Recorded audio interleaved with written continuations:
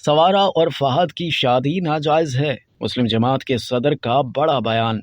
बॉलीवुड अदाकारा सवारा भास्कर की मुसलमान नौजवान से शादी तनाज़ात का शिकार होने लगी। सवारा और फहद की शादी मुंबई में स्पेशल मैरिज रजिस्ट्रेशन एक्ट के तहत हुई थी। दरगाह आला हजरत से वाबस्ता तंजीम ऑल इंडिया मुस्लिम जमात के सदर मौलाना शहाबुद्दीन रिजवी ने सवारा भास्कर की शादी को नाजायज करार दे दिया है। उन्होंने कहा कि पहले सवारा भास्कर इस्लाम कबूल करें, तब ही ये निकाह जायज होगा। इस्लाम कबूल किए बगैर सवारा भास्कर फहद अहमद से निकाह नहीं कर सकती, क्योंकि गैर मुस्लिम से निकाह शरीयत में नाजायज है। याद रहे कि सवारा भास्कर ने फहद अहमद के साथ कोर्ट मैरिज की है। मीडिया रिपोर्ट्स के मुताबिक जल्द ही ये जोड़ी दीन इस्लाम के तहत भी शादी की रसूमात अदा करेगी। शादी की मज़ीद तकरीबात का इनकाद मार्च 2023 में नई दिल्ली में किया जाएगा। अदाकारा ने खुद भी अपनी ट्वीट में वालिदैन को टैग करते हुए लिखा कि अब शहनाई वाली शादी की तैयारी कीजिए। इस जोड़ी से मंसूब एक दिलचस्प किस्सा ये भी बताया जा रहा है कि साल 2020 में भारत शहरियत के मुतनाज़ा कानून के खिलाफ तहरीक के दौरान सवारा और फहद की मुलाकात हुई। दोनों दोस्त बन चुके थे। एहतजाज के 3 माह बाद फहद अहमद ने व्हाट्सएप पर अदाकारा को एक मैसेज किया कि 8 अप्रैल को मेरी बहन की शादी है, आपको आना है।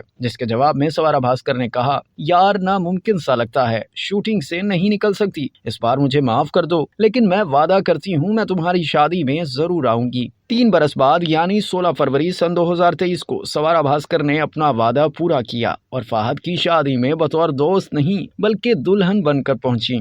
अब तक के लिए इतना ही। मज़ीद जानने के लिए सब्सक्राइब कीजिए डेली जंग यूट्यूब चैनल और लाइक कीजिए डेली जंग फेसबुक पेज।